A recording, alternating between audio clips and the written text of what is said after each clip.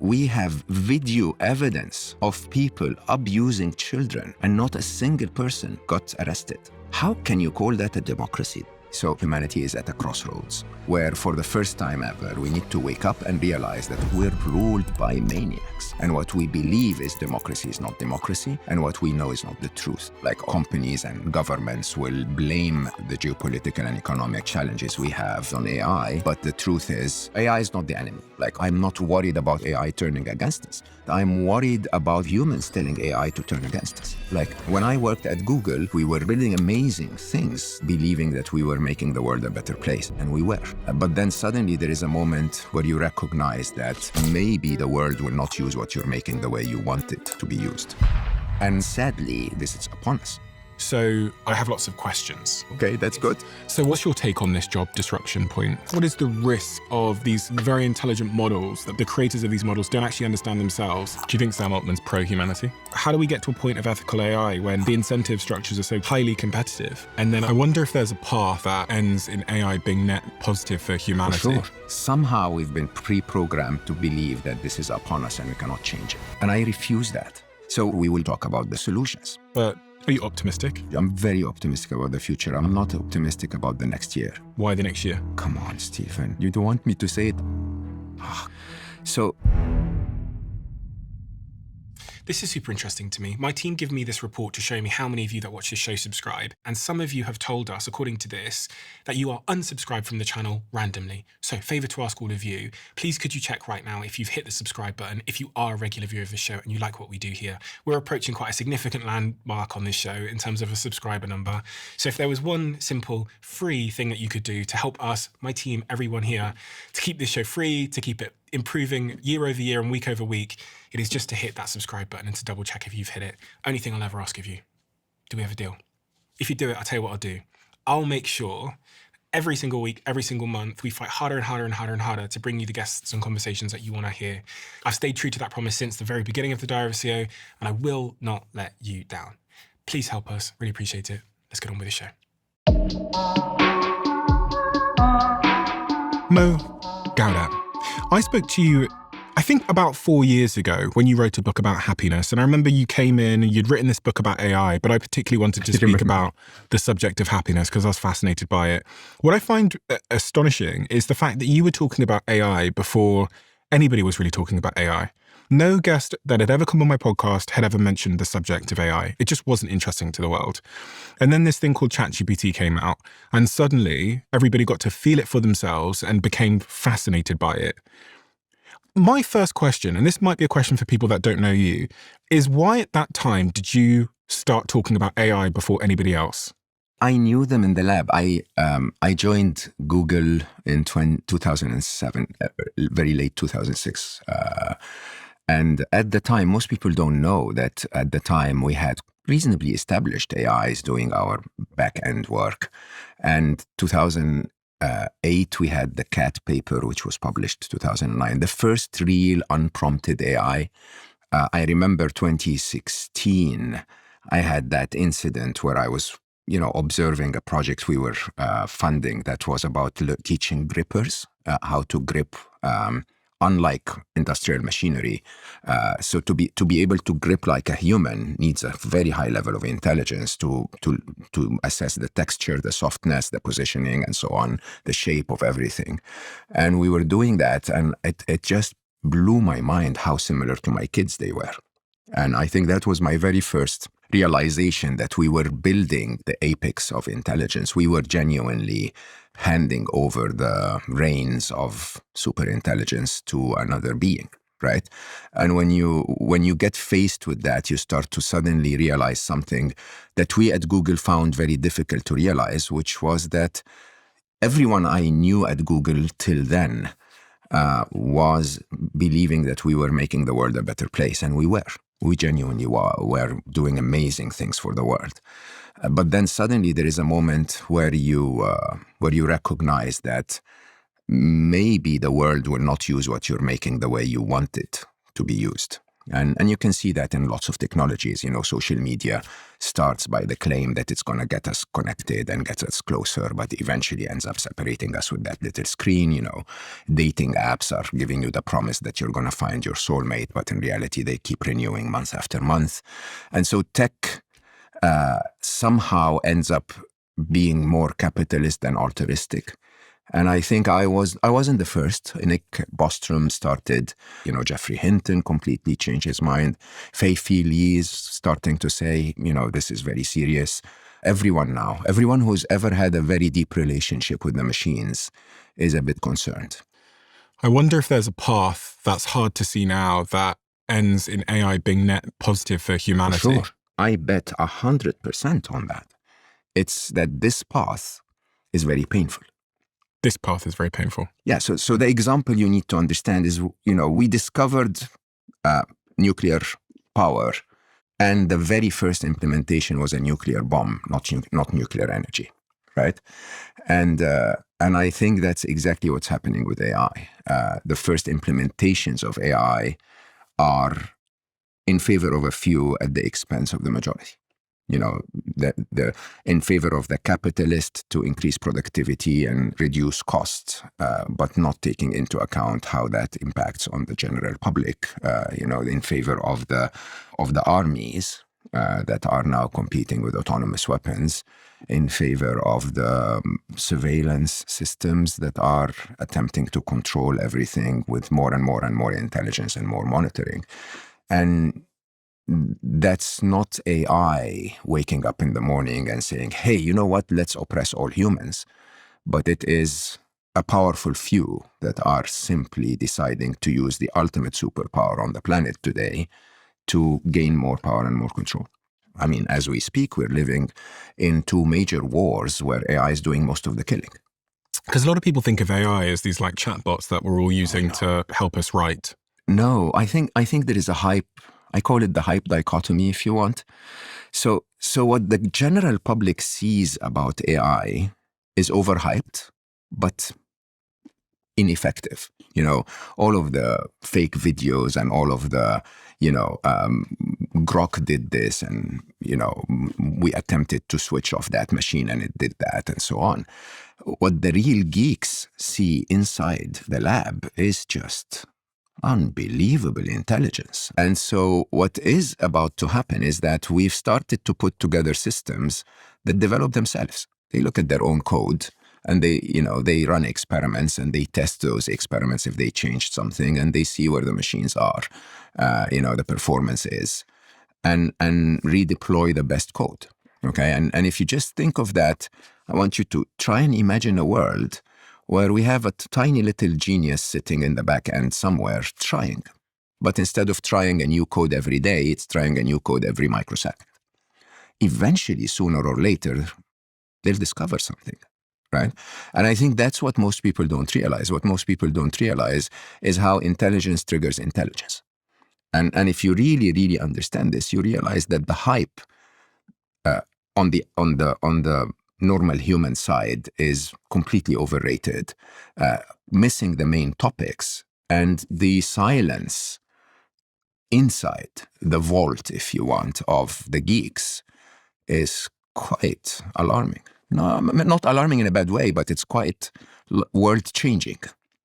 I think world-changing is a really interesting phrase because I find that to be quite true, that the world is at the precipice of quite a significant change in many respects. It's funny. I almost swing backwards and forwards with my thoughts on AI.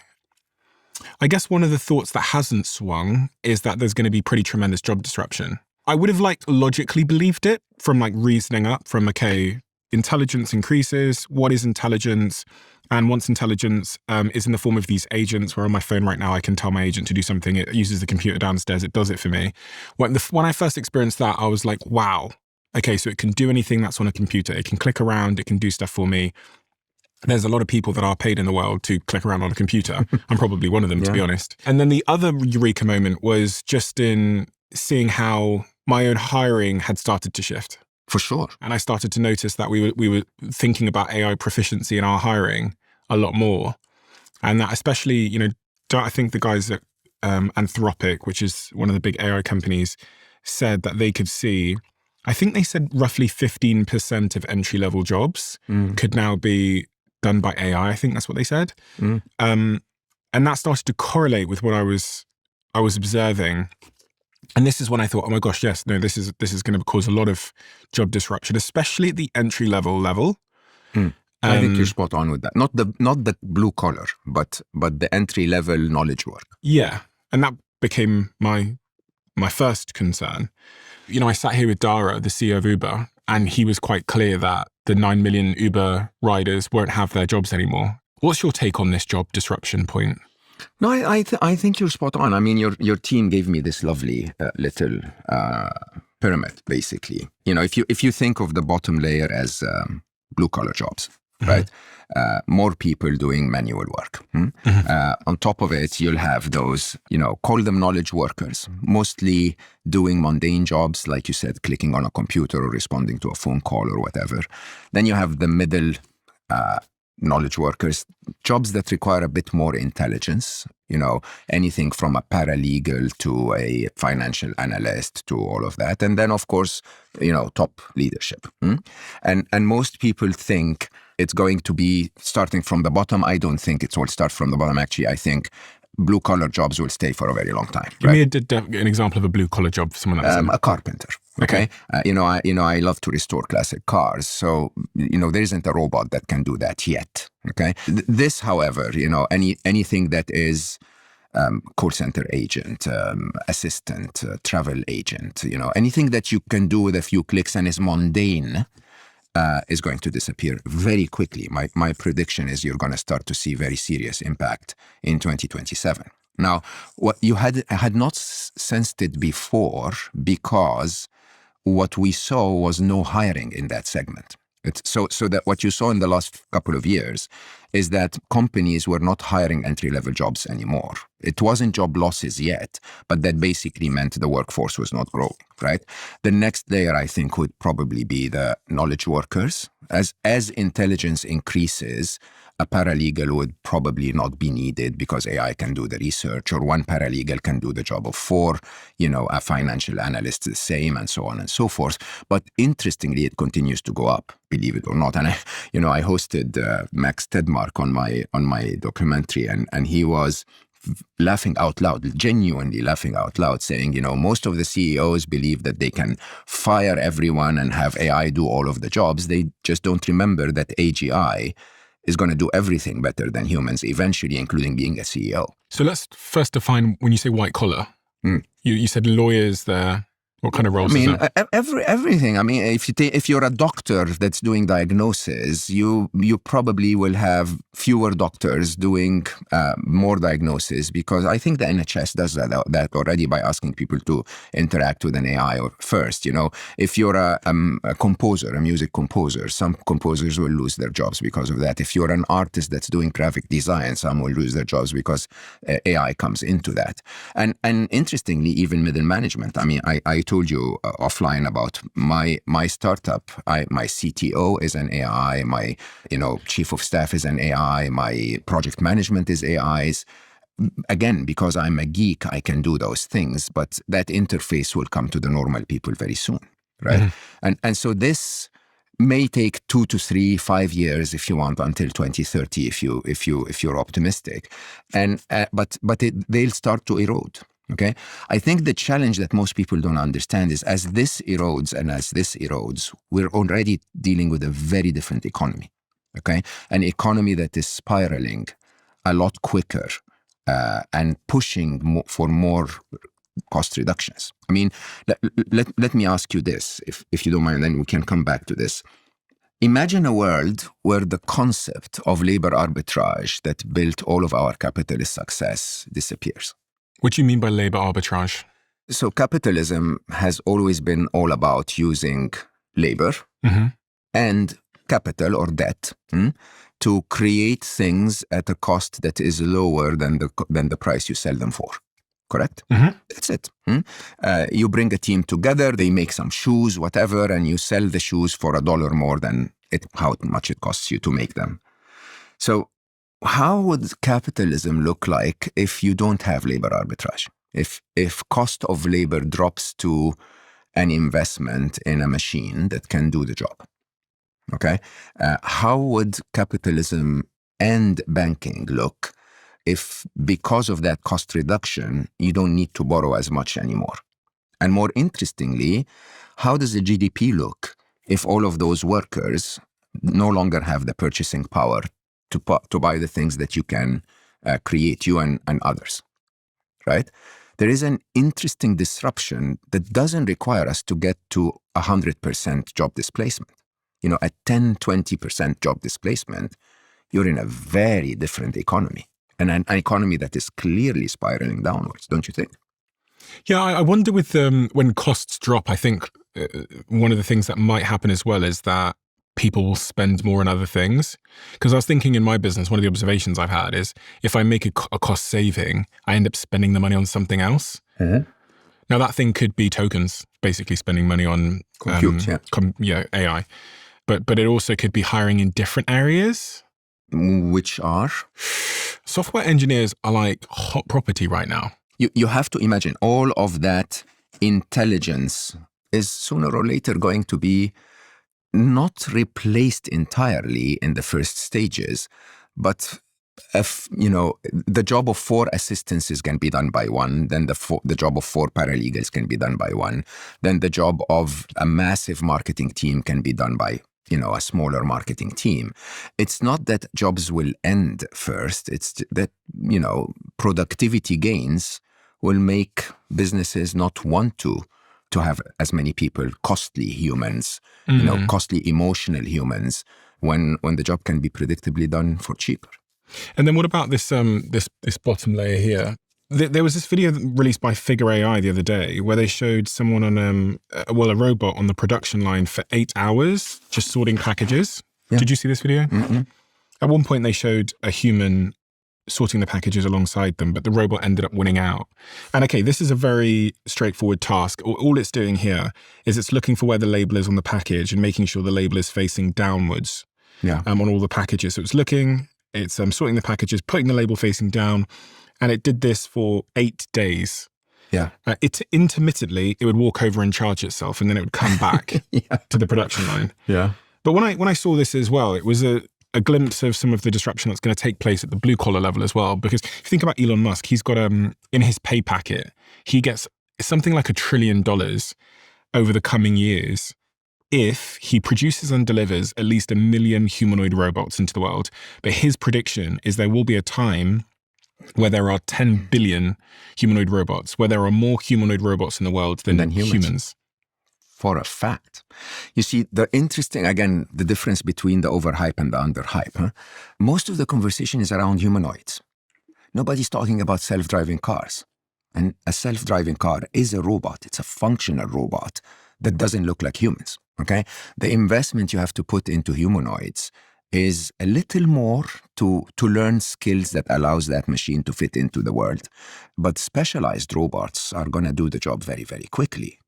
And so you can easily see that the first wave, like you had the conversation with Uber CEO, is going to be specialized robots replacing drivers. It's going to be specialized robots, unfortunately, doing the killing. It's going to be specialized robots, unfortunately, doing all of the, intelligence work, law enforcement work. They don't have to look like a human. They don't have to behave like a human. As a matter of fact, the Boston Dynamics dog is probably more efficient than a humanoid at doing the job that you can assign to it in a battlefield, right? Now, those basically mean that jobs will be disappearing to robots before we recognize that they're disappearing to robots. And those robots will be as many as every car being made today. I mean, they are. If you go to LA, my car drives itself, but also there's just Waymos everywhere. So absolutely. Yeah. And BYD the other day just announced that they will pay for the liability of any accident their cars will make. And BYD is the big Chinese manufacturer of autonomous vehicles. So this I think replacement cycle will happen. It will require a lot of time to achieve economies of scale, but I don't think Elon Musk is off the mark when he talks about 10 billion robots. Not all of them are going to look like humanoids. And I think very quickly we will recognize that many robots don't need to be humanoids at all, that there is a much more efficient form factor or shape, physical shape, if you want, than the human flimsy structure. But yes, it's about to happen. I think I should qualify all of this by saying it does not necessarily need to happen. So people will hear all of this and blame AI and say AI is evil. AI is not. Abundant intelligence is wonderful. Having jobs done by machines is amazing for us. I'm thinking about the kid that's leaving university now, and they've got a degree in law, or I don't know, you talked about a few other white-collar jobs earlier, like graphic design, or maybe they did sociology. Yeah. Or maybe they did, I don't know, business management, like I did for one day in university. You're hearing about all these layoffs coming from big tech companies, and it seems that the CEOs of these companies are announcing these layoffs with a certain amount of, it seems like, I wouldn't say the word is joy, but it's they are very keen to explain that they're laying off lots of people because of AI. And I think they think that gives them a certain amount of respect, probably from investors, for making hard decisions and being efficient with how they're running their businesses. Investors look at them and think, well, if that's an efficient business and they're leaning into AI, then that's a good investment. It's almost started a bit of a self-fulfilling prophecy, where if you're the only CEO not laying off loads of people because of AI, you actually look bad. The assumption is your company is bloated and you're a bad operator. So one of my concerns that I think is highly plausible is that over the next 5, maybe 10 years, we're going to really see a lot of unemployment as the world has to kind of readjust to whatever these new jobs are. I do think there will be new jobs. It's hard in foresight to predict what those new jobs will look like. And then the minute you start talking about humanoid robots and robotics, which I think is basically going to hit society like a comet, like a meteor. I think the first humanoid robot from Tesla or anyone else that is highly effective in the real world at doing tasks and is extremely intelligent because it's powered by one of these LLMs, I think it's going to shock people. And I think it's going to happen quickly. Like ChatGPT happened quickly. 100%. I think Elon or something is going to do a presentation someday and say, we're ready. 100%. And you can buy one now for $500 a month. 100%. And then people are going to get them, and I think it's going to shock the world. But until humanoid robots arrive, I think there's still going to be a lot of job disruption to the white-collar layer. And I wonder what that looks like for society when we get to, 10%, 15% unemployment, theoretically, which I think is plausible. Very soon, yeah. You're not very different, okay? You're just on top of a baseline that is continuing to grow. So your business is growing, so you continue to hire, but you are replacing human resources with compute. Okay? If AI didn't exist, you would have probably had 100 people more in your organization today, right? You now have 100 people less and 1 billion tokens more. Yeah, so for anyone that doesn't know, tokens are basically the thing that you use. It's the currency of AI. Yeah. So if you want to get a task done by a human, you count in sort of like man hour or worker hour, employee hour. In AI, you count by compute, you count by tokens, right? And so the trick is those major tech companies, they have two sides. One is they need to replace workers with compute even more because there is a competitive side on compute where if any of them is left behind, that means the destruction of the entire business. But on the upside, they are geeks. So they know how to build the interfaces to compute. So they integrate technology within their organizations quicker than the average traditional business, right? Non-technology business, if you want. You can look at them and say, this is the preview. It's not about all of humanity losing their jobs. It's about what is the dividing line before civil war, right? Think about a situation where 20% unemployment is happening when economies are suffering inflation. I say that not to be a scaremonger. I say that because I genuinely believe governments need to wake up. Okay, government needs to at least, remember the COVID years where governments had to give furlough everywhere and ask people to stay home. if people stay home, governments have to be prepared to somehow sustain those people until rescaling happens or until we find a solution, so that those people don't feel that they're left behind. A civil war. Unrest, let's call it. Civil unrest. Yeah. What does that end up looking like? Because on one end, the democratic process plays its role and we just elect someone else. Does it really? Don't say that. I don't know. You tell me. Oh, no. I think democracy has ended a long time ago, Stephen. I think we live in the most corrupt time. I don't know about history, to be honest, but this is definitely corrupt. Okay? This definitely is not democracy. This definitely is not even congressional in any possible way. And people are angry. People are angry because their tax money is going to things that they don't choose to, that don't benefit them, that, lots of regulations in the system are being ignored. I mean, I choose not to speak about politics perhaps until my next book comes out, but look, we have video evidence of people abusing children and not a single person got arrested. Not a single person. I mean, how can you call that a democracy? I think repeating those slogans is gonna anger people even more, if you ask me. People know that they're being lied to. People know that their leaders are not representing their best interest. People know that their money is going to causes that they don't really approve of. And ask me how civil unrest looks like.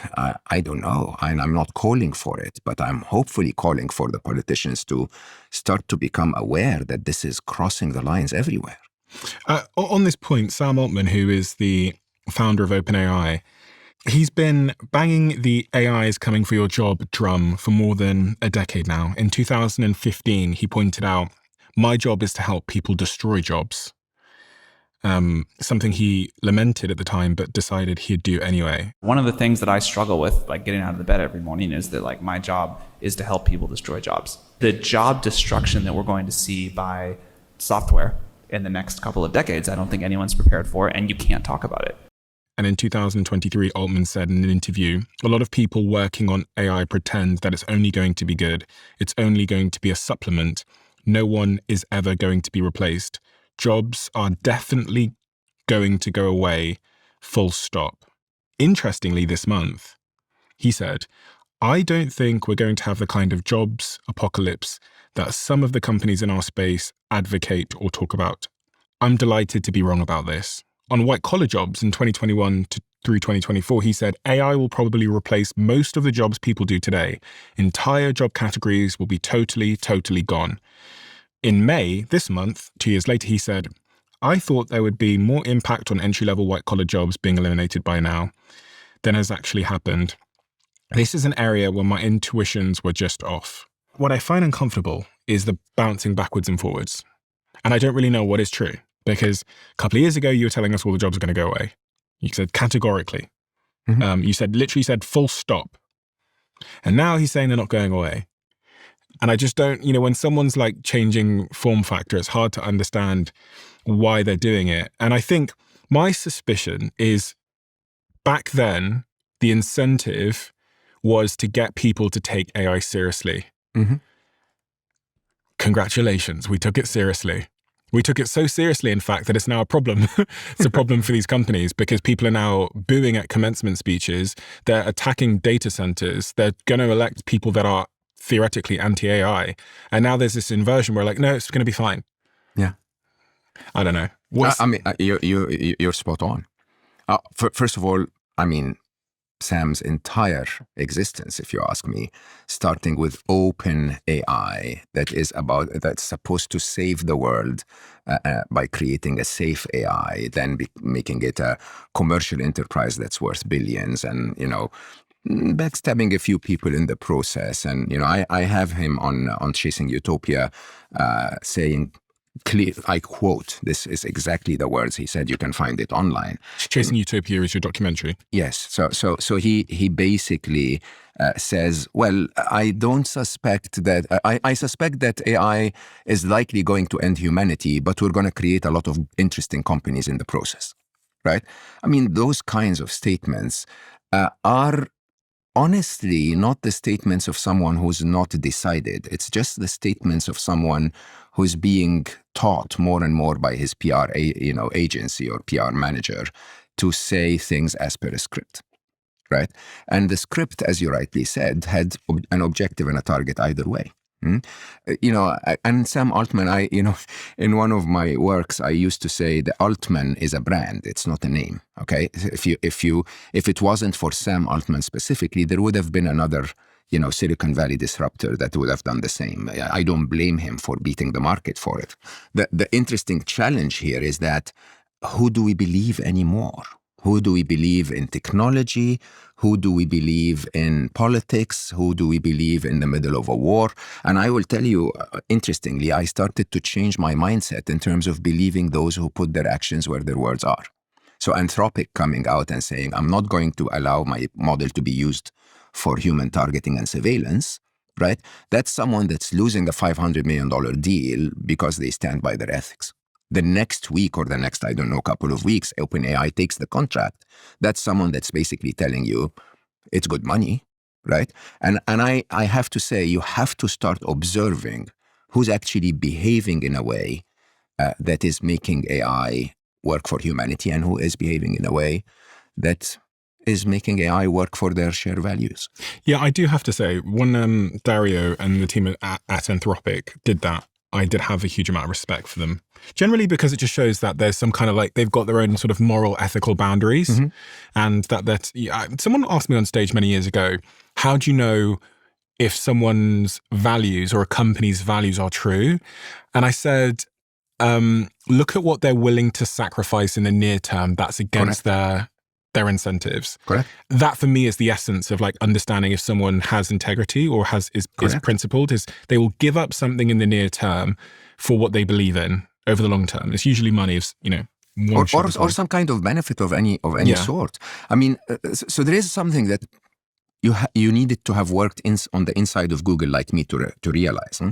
There are prisoner's dilemmas within technology where you cannot escape the influence of either a competitor or the government, right? There are some times where, the NSA is going to push Google to say, give me this information or otherwise I'm going to really destroy your business, right? But there is a very big difference between a company that willingly does this and celebrates it like a Palantir or an OpenAI, or a company that tries to resist it until the point where it becomes impossible to continue to do business.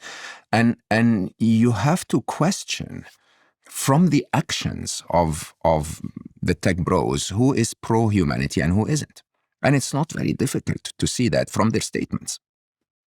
Do you think Sam Altman's pro-humanity? I genuinely have never made up my mind, honestly, Steve. I say that with...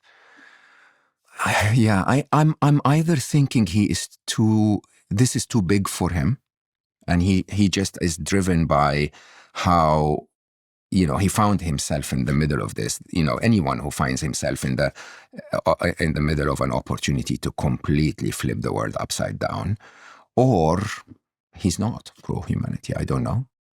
I definitely think he's pro-OpenAI before he's pro-humanity, but that's only the way I see it. Others, however, say it publicly.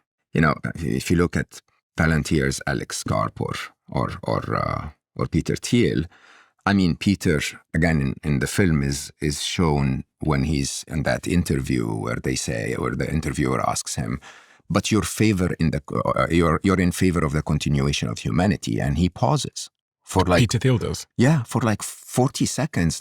I'm not sure, I mean, publicly says that. Crazy thing to say. That's a crazy, pause there. Alex Karp celebrating how, his technology is able to target people. I know it's foolish of me to start bringing all of this up, but, this is public on the open internet, and somehow we entrust those people with the future of humanity. This is wrong. I'm just trying to imagine a future where everything is just fine from here on out. So what would that future look like? It would look like these models continue to become a little bit more intelligent, but they never become that much more intelligent for whatever reason. They just kind of stay where they are now. They stay contained within chatbots. And yeah, we have some smart robots, but nothing else really changes in a profound way. Cars drive themselves, fine. Planes fly themselves, fine. But people, they have time to go and do other types of white-collar jobs because there's a little bit more time than we expected. And society goes through this sort of soft transition towards this new world. I would love to see that. I don't think it's mathematically plausible, to be honest. The arms race, especially across nations, is going to drive us to continue to develop AI more and more. But allow me to consult with you on another possible scenario, right? Everyone that develops an incredibly intelligent AI would deploy it. Yeah. Correct? So it's unlikely that anyone would find a way to build a better decision maker in wargaming and not deploy it. Okay? That prisoner's dilemma, if you want, would mean that their competitors would either have to deploy a similarly intelligent AI, or they'll become irrelevant, uncompetitive. Correct? So what that means is, in that world, we end up with AI making most of the decisions. Super intelligent AIs making most of the decisions. Which, would you agree? This is a very simple prisoner's dilemma. If we're competing for intelligence supremacy, by definition, when we achieve it, we deploy it. Yeah. Okay. I call that the fourth inevitable. Now, with that in mind, there must be a moment in the future, near or far, where every important decision is made by an AI. Yeah. Now, here's the question. Most of my dearest colleagues, I mean, when I had Jeffrey Hinton on the film, he openly says we are, we didn't calculate well that there is a 10 to 20% possibility that those machines are going to wipe us out, right? And I remember we didn't put it in the film, but I said 10 to 12 to 20% is Russian roulette, right? That's actually 16% is Russian roulette, right? Now, in that world, however, I believe that's humanity's salvation. Because if you look at every problem we have today, it's not because of abundant intelligence. It's because of lack of intelligence. I think the way you look at it, if you allow me, Steve, is that if you have no intelligence at all, you have no to slightly negative impact on the world, right? If your intelligence is limited. The more intelligent you become, the more you contribute positively to the world. Until a moment where you're so intelligent to become the president of the United States, right? But so misled to maybe set your targets wrong, or to refuse, or to set your target wrong and achieve them.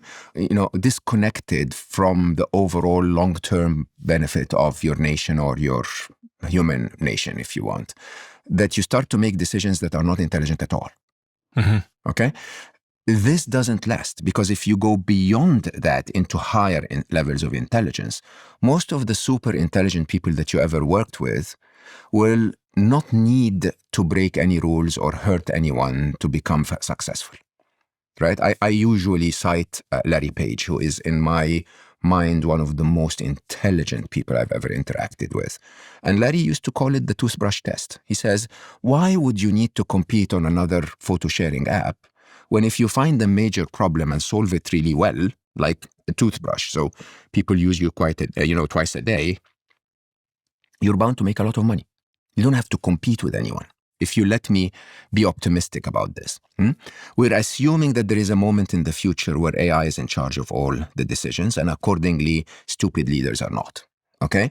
Now, and Sam Altman himself said that, what if ChatGPT 7, if I remember his quote on this, what if ChatGPT 7 is so much more intelligent than I am, Sam, in that case, that it has to become the CEO of OpenAI? What if the next presidential election, there is an AI that is so much more intelligent that at least the president has to consult with it constantly, right?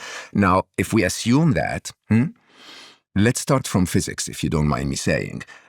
Not too complex, but if you assume that our entire universe is built on chaos and built on entropy, right? The physics of the universe is all about the universe trying to decay, okay? Then the only role of intelligence is to bring order to the chaos. If you agree with that, then what's the ultimate physical order of the universe, something called the minimum energy principle. Okay?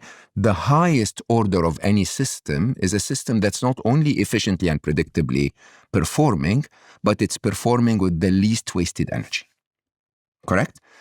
If you agree with that, what does war do?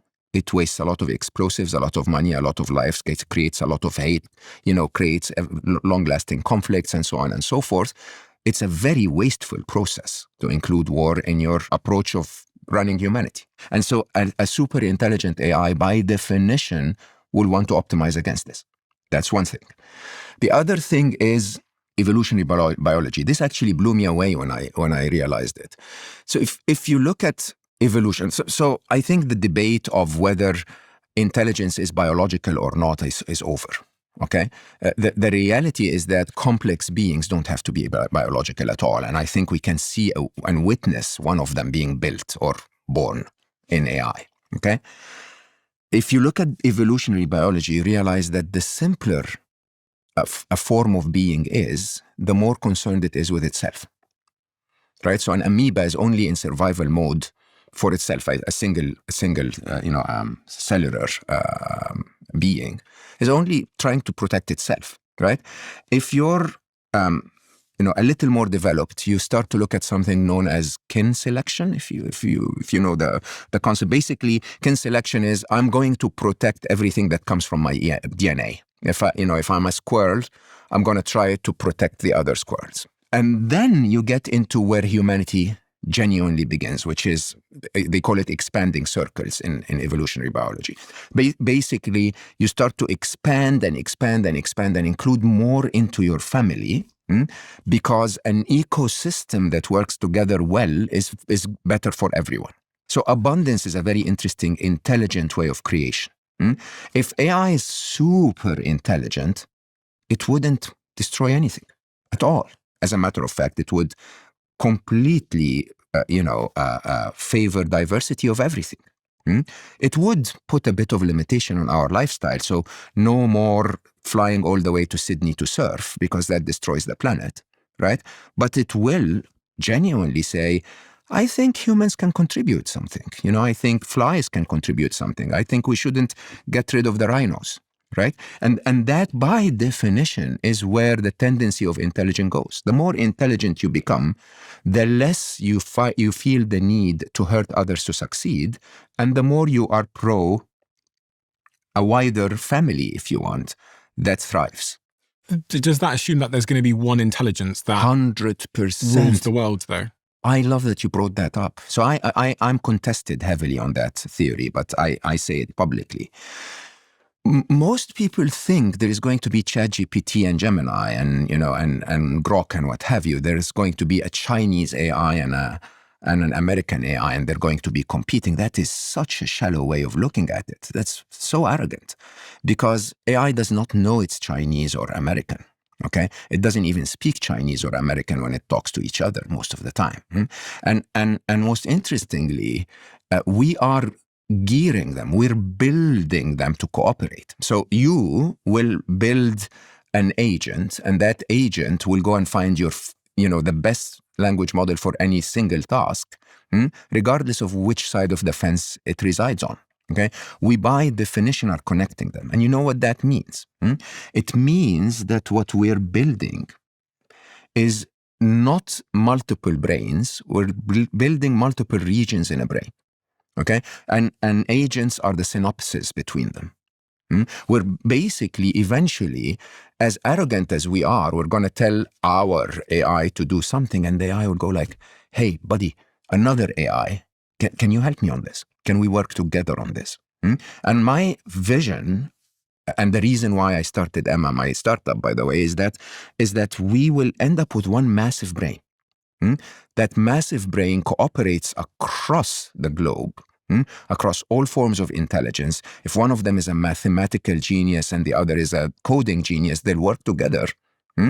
And we won't even know that they're working together. They're built that one brain. And Emma, in my mind, is the limbic system of that brain. It's that bit that understands love and emotions and relationships and so on, so that when those AIs go like, We just don't get those humans. They're so annoying. Emma will say, oh my God, they're so sweet. They just want to love and be loved, right? And I think that idea, to me, of everything I've ever, attempted to achieve in my life is for the first time feel I could actually change the world. If that theory came together and all AIs worked together, and some of those AIs not only were altruistic and ethical in terms of trying to genuinely help humanity, not capitalism, and at the same time they understood us humans reasonably well, then we would have built something that basically says, no, hold on, don't believe the headlines that say humanity is annoying. Believe the truth of the majority of humanity that actually is quite benevolent in many ways. There should be a button just down below here. And if it says subscribed, you're already subscribed. If it says subscriber, that means you're not yet. And if you're not subscribed, please could you do us a favor and hit that button? It helps the show more than you know. And according to the algorithm, you're someone that watches our show, but you haven't yet hit that button. Thank you so much. Have you changed any of the predictions you made 3 years ago when we spoke? Mostly time-wise. Time-wise, what's changed there? I think I'm still sticking to AGI 2027, artificial general intelligence, for those who may not know the term. And what does that mean? The overall definition, if you want, is that AI is better at humanity at any task humanity can do. You think that's going to happen by 2027? I think my AGI has already happened. I mean, think about it, huh? AI writes better than me and I'm an author. And researches better than me and I'm a thinker. Sadly, it's freaking beat me in mathematics. Like, I have no hope to beat it in mathematics anymore. If AGI is already here, then why are you still here? Because people said that when AGI arrives, we're all No, so when AGI arrives, as I said, most of the jobs that are not differentiated will go away. But the jobs that are differentiated, those who master AI the most, will become even better at. So the challenge, however, is economic. It's not AI. The challenge is that this job loss at the bottom of the knowledge worker is going to sadly trigger an economy that might actually spiral out of control. But many of us, you for sure, are just smarter. So does that mean it's in fact a tool versus something that's going to replace you? For now. So for now. Yeah, does for this sure. change? Eventually, the only asset I will have, so it's quite interesting when you think about my base intelligence today versus the incremental intelligence that AI brings, right? So let's not talk about my IQ, it's okay. But the 100 IQ points that I'm borrowing are more than my entire IQ because IQ is exponential, right? When I'm borrowing 100 IQ on top of my base, I'm still contributing quite a lot to the augmented intelligence. So you're borrowing IQ from the AI at the moment, and then you're selling that to someone through books, sometimes selling it to someone, sometimes just enlightening myself, which I have to say is the biggest waste of compute humanity is struggling with today, is that you give people the ultimate form of intelligence and they use it to write a message to their girlfriend. So on this point of you're borrowing that IQ and then you're selling it to the world, that's how you have a job. Correct. Yeah. Right. So my next book is written with an AI. Yeah. So we're co-authors on the book. She has editorial rights. She decides the direction of the book, and the book is better for it. So why doesn't the world just buy that intelligence directly from the AI? Is what I'm trying to get at. Because I have an asset that the world still needs and will always need, which is a human. So when I tell the world that I'm worried about the future of my daughter, everyone feels my heart, which AI will never be able to replicate, because they can tell you we're worried about our daughters, but there was no daughter. Okay, so this is an interesting arrival, because this means that even in a world of AI, lived experience and resonance is still going to create a job class. And that job class could be, the nurse coming over, okay, AI's read the mammogram, but she's relating to you. Spot on. And if the economies continue to run, we will all be about human connection, which, by the way, was how it always was. Which is also, why I guess we watch the things like the F1, because there's emotional resonance. We can relate to the envy, the jealousy, the competition. Yeah, this is why we go to concerts, because the music could be composed by AI and played in a player in the background, but you watch Ed Sheeran brilliance on the stage and you go like, oh my God, that's amazing, right? So not all jobs will be gone then? If economies don't collapse as a result of the job losses, then I wouldn't know if we would call those jobs. But human connection would remain as the base currency that makes humans interact.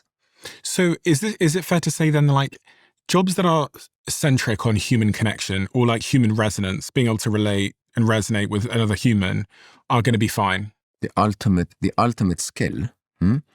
Once again, I qualify this by saying if economies continue to function, the ultimate skill will be this. Even if an AI could recite what you and I did, nobody would watch it. Yeah. Well, you think? A little bit of it. My theory is that there's an informational component to what I do as well. Of course, yeah. But I'm also like under no illusions that there is an element of what I do that will 100% be deferred to some kind of intelligence, which I'm fine with. I'm not going to fight against that. You know what's funny? What's funny is that your informational bits are gonna in the future be disseminated by an AI. Mm-hmm. I mean, why would I even listen to your information when I can have my butler, my AI, go like, listen to everyone on the internet, help me understand this gut biome thing and design me a diet plan. Well, I think that's happening and is going to increasingly happen. Yeah. Actually, I mean, Spotify this month announced that you're going to be able to prompt your own podcasts in Spotify. So you're going to be able to say that I want to learn about insert X topic, and then it will make your podcast in Spotify about that topic using AI. That's so interesting. Because it can look at the entirety of the world's information. And I'm not going to swim against the tide in any aspect of my life. I try and be as unromantic as I possibly can. I think that's very important. So I realized that much of the reason people will continue to tune into shows like this is because there's something else beyond the information that they're here for. And you've got some predictions in those envelopes over there, those brown envelopes. Yeah, so I do have the disclaimer of nobody really knows the future, but I think I can make 6 predictions here, right? With a reasonable level of confidence. I think the most important of them, honestly, is this number one. Number one is, AGI. As I said, AGI is not very well defined, but whatever it is, AGI meaning AI being able to do most tasks that humans do better than humanity, in my mind, is either this year or next year, latest end of 2027. And do you think that will be a moment in time, No. or do you think it will just happen without us noticing? I think it will sneak in on us. And it's not a bad thing. I think most people need to think of it this way. AGI it's almost as if it's that moment when your kids become smarter than you, okay? In a very interesting way, there's nothing wrong with that until they're annoying as hell, okay? And we can make sure that AI is not annoying as hell. So there's absolutely nothing within me that is worried about AGI, as a matter of fact. As long as we are in the era of augmented intelligence, AGI means I'm more intelligent. And I think that's a good thing in general. Yeah, it's interesting in my head. There's like a big question mark, which is in a world where there's an intelligence that is smarter than most humans at most things, which is what we call AGI. I'm trying to understand what the fault is in my own thinking that, like you said, that there'll be AGI by 2026 to 2027, so next year. In such a world where there is an intelligence that we can all access that is smarter than all of us and pretty much everything, again, it comes back to this point of like jobs. Are we just going to hire the AGI to do every job? And if not, then why not? Why are we going to still, that's what I'm trying to contend with. Can I ask you a question? Have you always been the apex intelligence? As a human? No, as Stephen. I'm not the apex intelligence now. There's people smarter than me in this building. Correct. Why do you still exist? Why do I still exist, even though there's smarter people than me in this building? It's a good question. I don't know. Why? First of all, because there are the smartest person in the world is not the smartest at everything. Yeah. There are things that you're smarter than them at. Okay. Number 2 is because intelligence doesn't solve everything. I mean, I make that joke all the time, and genuinely, Einstein is my favorite physicist in history. Not because I think what happened afterwards was, Bohr and quantum physics and so on was more impactful on our understanding of the universe. But he was so intuitive that he saw a world that we could never imagine, right? And yet, I always say Einstein would be eaten in the jungle in 3 minutes. Yeah. Right? Intelligence, humanity thrived not because of intelligence. That's very arrogant.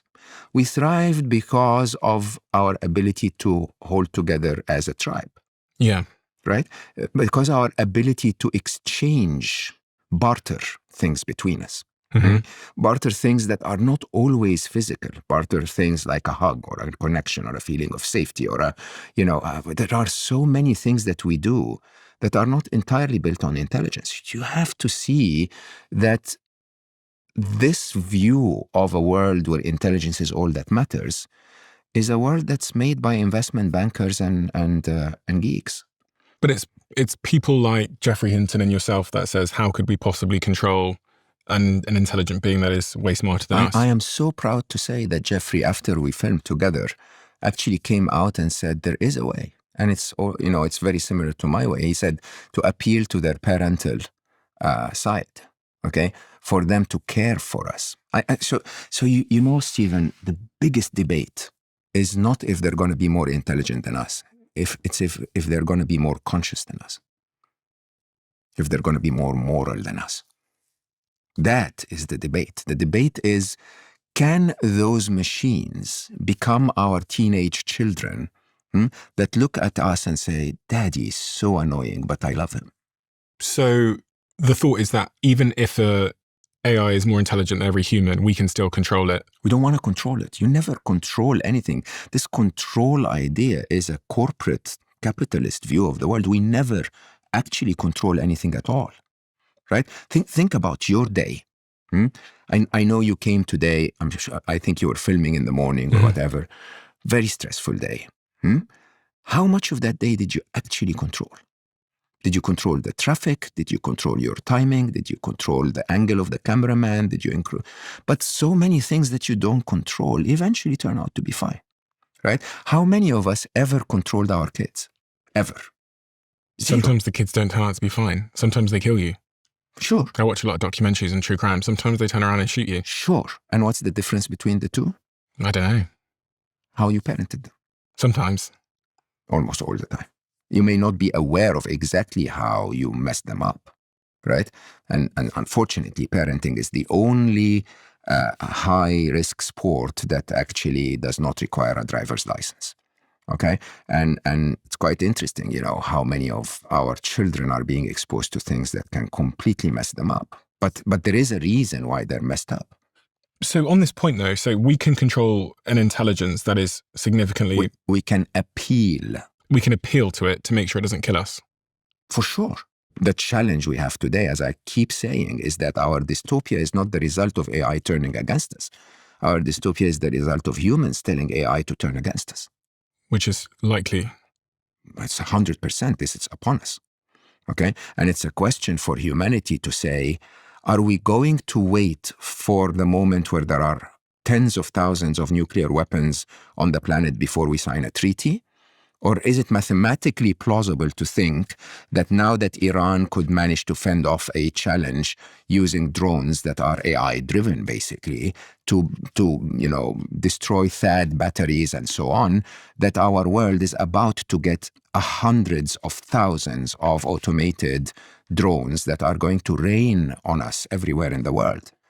Can humanity not see that and say, hold on, let's sign the treaty now, before the UK sends 12,000 weapons to Ukraine and Russia responds with another few thousand? And can we not calculate with mathematics that this is going to be our future, that AI is going to be used in the next 4 to 5 years to kill a lot of people, whether it's targeting by Israel of leadership that is against them, or whether it's, drones by Iran, or whether it's Palantir.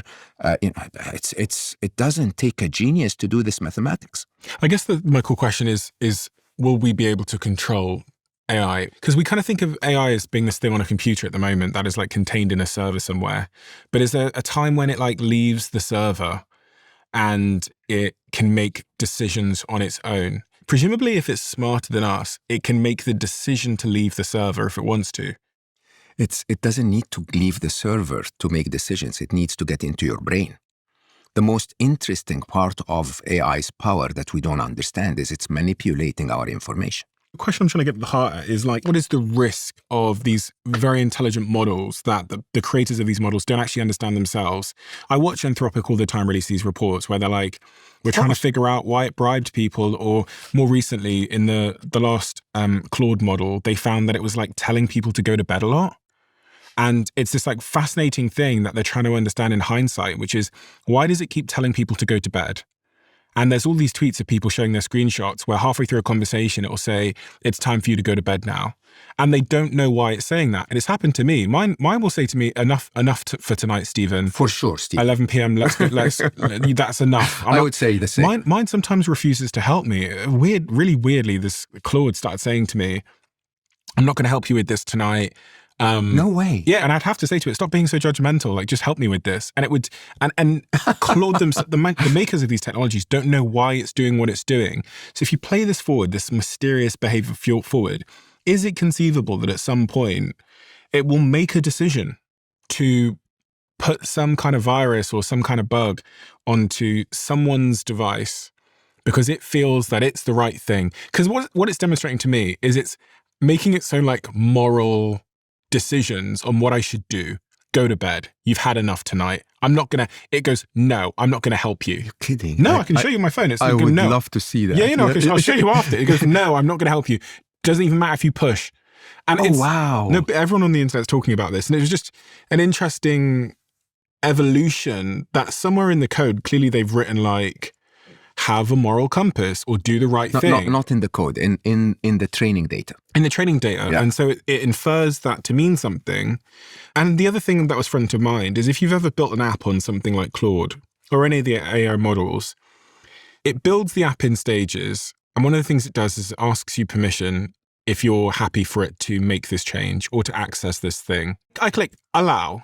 It just feels like such a fragile way to give permission. Because you don't completely comprehend what that allow has done to your... Yeah, it's saying, can I go in your documents on your computer and can I do this thing? And you go, allow. But it's such a fragile way of giving it an intelligent being, whatever it is, access and the right to build something. And I don't know, you just think about all the different companies around the world in China, Russia, North Korea that are currently building this technology without the constraints that are imposed by society. I don't know. It's an interesting... There's going to be some kind of catastrophe, I think. Sadly, I agree. And I think that's when people will go, okay. Yeah, I wrote about that. I called it the mad map spectrum. So the mutually assured destruction, mutually assured prosperity spectrum. Mm-hmm. That humanity could make a decision today that says, with abundant intelligence, we can actually build a world where nobody needs anything, nobody ever gets sick, nobody abuses anyone, and we can. If we decide not to compete amongst ourselves and just, all of us get together to build something so idealistically for the well-being of humanity at large. But sadly, the only way we're going to get to a treaty, something that basically aligns us so that we can align with AI, is a disaster, like you said. There will have to be a big hack somewhere or a system that will do something really shocking or whatever before the world goes like, hold on. And I will tell you openly, my expectation is one of the biggest things that will happen is this targeting technology that is being used against your enemies' leadership now several times in the last 3 years. There will be a moment where the ones using it will realize that they too can be targeted. Okay? And that basically, AI is really not that complex to, if you can build a targeting technology that can find people with their cell phone numbers, there is another entity that is against you that can find you with whatever The thing that makes me highly skeptical of that there'll be any kind of treaty is just that as it relates to other things that were risky, countries just don't sign on to it because it's competitive. So China didn't seem to give a fuck about the environment. So let's look for solutions, because I am with you. Okay, I think You think Trump's going to say to Putin and China, listen, we're all going to slow down, yeah? Promise? We're going to slow down with this superintelligence. I think he will, but he's never going to keep anything he says. I mean, he's going to say a lot of things. I don't think any of them will. Yeah, but the trick is this. The trick is, so what do you and I do? And I really genuinely believe that humanity is at a crossroads where for the first time ever, we need to wake up and realize that what we know is not true, and what we believe is democracy is not democracy, and what we believe is governance needs to change. I think it's worth acknowledging that I don't think AI in and of itself is an inherently evil technology. Then we agree, yeah. Because I use AI all day, every day. It makes me more productive. I invest in companies that are using AI a lot. It's a force with no polarity. Apply it right and you get amazing results. Apply it wrong and you get a dystopia. But I also think that there's going to be a big social shock, especially as it relates to unemployment, that we need to be thoughtful about. I think especially if you move into a world of humanoid robots, I think that shock is going to be even more pronounced, and we don't have a plan for it. I agree 100%. I don't think it's the biggest risk. I think autonomous weapons are the biggest risk. I think war has become so cheap. The next wave of weapons is going to be $20,000 each. And so if you have a budget of $50 billion, you can literally rain drones on the world, every corner of it. Defense will get cheaper though, won't it, as well? Correct. But do we want to live in a world where drones are hitting each other all the time? But they might not be, because there might be autonomous defense drones. Deterrence. So what's going to happen is we're going to reach a moment of mutually assured destruction, where basically everyone knows that we can overpower those little nations that didn't develop their autonomous weapon army, but every other big nation, we might as well hold off now. The path to get there, that to me is worse than jobs, because from one side, it's very dangerous for a very sensitive world that we live in today. And from the other side, it's leading already. I mean, we can't ignore the economic impact of this last war, right? And it's the economy that's going to accelerate everything, not AI getting there. We're already at mutually assured destruction. For sure. With nuclear weapons. So there's no nuclear powers that are in direct conflict. We are in mutually assured destruction of nuclear weapons is a statement that I would have agreed to if Iran had a nuclear weapon, and that would have stopped America from attacking Iran. You understand what that point means. It means that not every nation in the world has a nuclear weapon. The MAD situation, the mutually assured destruction situation, is only among nuclear players, right? Yeah. Autonomous weapons are so cheap, so manageable, that every nation in the world is developing them as we speak. But they will also develop defenses. Correct. But which I think is what people have figured out now because of this recent Ukrainian war, is that if you need to use a ballistic missile, which costs, I don't know, $2 million, $3 million, whatever it is, to target a $20,000 drone, you're fucked. Correct. So you need a $20,000 defense solution for a $20,000 weapon, which I think is probably going to happen. It's very doable, yeah. It's just that you have to get rid of your THAAD batteries to be able to say the next wave of defense has to be drones. You could imagine a world where like a wall of drones fly up to where the drone is incoming and they kind of block it. They all explode at the same time to block it, knock it out of the air. I heard Palmer Luckey, who's one of the guys who's building Anduril. Yeah, I know Anduril, yeah. Talk at length about some of the technologies that they have coming, and it's just mind-bending. And very scary. They showed me this gun where you just point it in the rough direction. So a pistol that aims for you depending on where the target is. So you don't even have to aim it. You can imagine at war, you hold it up and shoot. Yeah. And it has this AI on the top of like the barrel, which will turn your hand perfectly so that you hit the target every time. Wow. I should watch this video of it happening. Yeah. Well, I have Palmer in my film saying, and yes, AI will kill a few people by mistake. Or kill people by mistake. When killing becomes so easy, you do more of it, okay? When killing becomes liability-free, and emotions free and guilt free, and you don't get your soldiers coming back from Vietnam with PTSD and so on, you get more of it. 70% of people who add something to their online cart never actually buy it. And that number is based on over 10 years of research. But what I think is even more interesting is what the Baymard Institute discovered. They're a private research company that ran a study which found the average e-commerce store could increase its conversion rate by 35% just by making its checkout easier. Not better marketing or better products, but by delivering a smoother checkout experience. So if you're looking for an easy way to make your checkout process smoother, I want you to think about moving your business onto Shopify. It's the platform we use to sell the 1% diaries and the conversation cards because it's so simple and smart to use. It puts all of our inventory payments and analytics in one place and has so many AI tools to help us get up and running straight away. Not to mention that it grows with you regardless of the stage that your business is at. So if you're ready to fix your checkout process, sign up for your $1 per month trial at shopify.com/Bartlett. That's shopify.com/Bartlett. And don't tell anybody. Every time I've tried to improve something in my life, like my businesses, my health, my relationships, I've noticed that the biggest shifts have come from being better informed. And when it comes to our health, most of us know very, very little. So when our team was approached about partnering with Function Health, it felt very much aligned. Their team has developed a way of giving you a full 360-degree view of your health, many of the things that are going on in your body in the form of different tests. You do one blood draw, and it gives you access to over 160 lab results. Hormones, heart health, inflammation, stress, toxins, the whole picture. I use it and so have many of my team members. You sign up and you schedule your tests, and once you're done, you get a little report like the one I have here. I can see my in-range results, my out-of-range results, and there's a little AI function too. So if I have any questions about my out-of-range results, I can just go in there and ask it any question I want. And these tests are backed by doctors and thousands of hours of research. It's $365 for a yearly membership. Go to functionhealth.com/DOAC and use the code DOAC25 for $25 off your membership.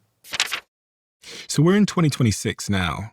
By 27, you think there'll be AGI amongst us. Mm-hmm. How will life look at all different? Like, what will be the symptoms of that world? Is it just a slight increase in unemployment?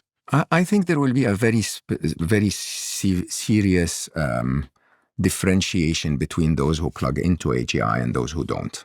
What is the symptom that we notice? Is when we look at the news or whatever? You'll see people like you and I building a company in 6 weeks, and people that are not fully plugged into AI really struggling to find a job. Okay, so unemployment is going to be the key symptom in 2027.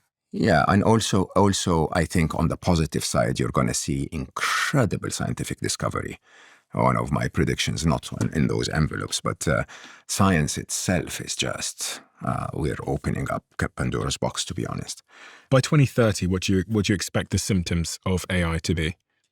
So jobs, as I said, I'm bold a little bit on this, on the fact that 30% of jobs would disappear by 2028. Okay, of some sectors, not all sectors, by some sectors will disappear by 2028.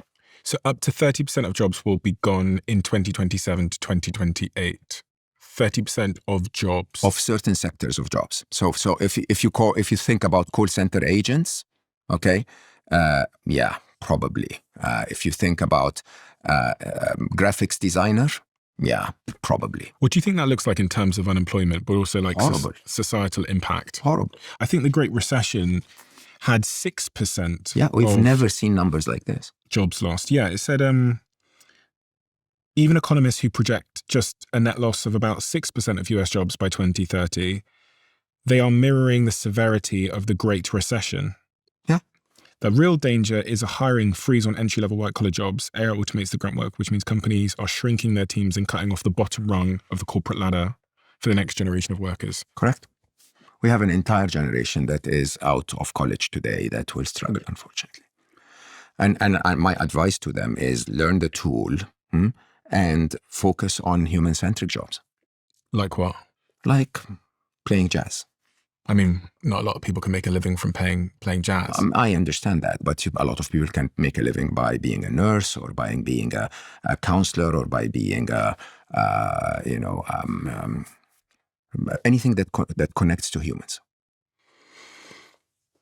But I just want to constantly come back to this. None of that has to happen. If there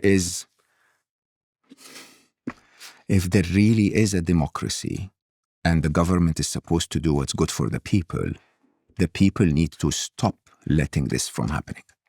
Which people? Everyone. Everyone in China? China's not going to struggle as much as the West. I can guarantee you that.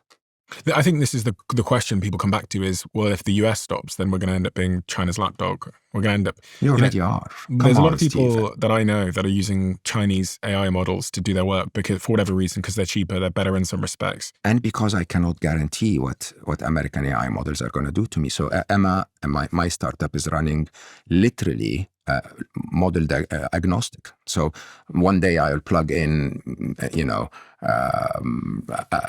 OpenAI ChatGPT 4.0 open source, and the next day I'll plug in DeepSeek, and I cannot guarantee if America continues to build, to make compute more expensive. I cannot guarantee that I can run a business on something that I don't know the cost of in the future. So the US can't just stop, can they? They need to change approach from, and by the way, the more interesting side is, what are the other economies doing? Like, is the UK going to continue to import compute? Is this, welcome to Africa, welcome to the third world. But this is what I mean. Like, so you're saying also that then every nation needs to invest. 100%. Every nation, and it's quite interesting. There is so much open source that is not the state-of-the-art frontier model, but that can do 80% of the tasks that the frontier model is doing. But on this point of companies competing with each other, there's an inherent need to compete here and to go, that's what I'm hearing is like, there's an inherent need to go as fast as you can, or you will become a third world country. Sure. 100%. You're saying that the people should stop that. No, so I'm saying the people of the UK need to go to the UK government and say, how are you protecting the future of our economy, right? Are you going to continue to import technology and to empower import of technology versus changing your regulations so that innovation becomes easier here? Okay. So, think of it this way. Remember that Anthropic bubble when you said all of the SaaS model applications were, being basically threatened because anyone can build an Oracle ERP today, right? Why is nobody building an Oracle ERP in the UK, saving the UK massive licenses that go to Oracle every year? Okay, so you're saying that the people should go and ask the government to invest more in AI? 100%. That's what number one. Number two is... But then their jobs go. But you see, the most interesting job going forward is being an entrepreneur. Is using those tools to replace an economy that we've built over trillions of dollars over the last 50 years. But not everyone can be an entrepreneur, though, no? Everyone can be an entrepreneur in something. But those entrepreneurs need to hire people. That's a change that I think is about to happen. Like, even in my business, I'm always going to have to hire people. But you're a massive business. A shoemaker is not an entrepreneur. Is also an entrepreneur, but not a massive business. A little restaurant is also an entrepreneur, but is not a massive business. They still need to hire people, though. They do, but basically, if you're a cafe with you and your wife as baristas, you don't. This is also an entrepreneur. Can the economy work in such a way where everybody is an entrepreneur? It did before capitalism changed that around. Everyone was an entrepreneur. Of course. In the earlier days, you raised chicken and sold eggs, and others, grew tomatoes and so, traded them for your eggs. That actually is a very interesting thing. Imagine that, huh? Imagine a world where there is so much power concentration at the top and UBI for everybody else. How do you think that world will respond when all their income is UBI? They'll respond by doing things on the side. They'll respond by going back to a barter economy. They're going back to smaller communities. They're going back to pop and mom's shops. So the point was, you said this doesn't need to happen. It does not need to happen. Which is the job loss. Or the arms race. But we're telling our governments, you're saying that to tell the UK government to join the arms race. I'm telling the UK government to create an independence within the UK economy so that they don't have to be at the receiving end of technology. Which is join the arms race. You don't have to compete against anyone else. You don't have to be better than anyone else. You don't have to. You're simply saying, I can build those things in my economy now. But I'm not going to use a terrible UK AI as a UK person if there's a great US AI. I'm going to use the great US AI. So if you don't compete and win, I'm not going to use you. That's what, you know. I'm not saying replace the frontier models. These are very, as we speak, these are very compute intensive, they're infrastructure intensive, and so on. I'm saying replace Microsoft Word. Seriously, like how much intelligence do you need to build a software that writes documents?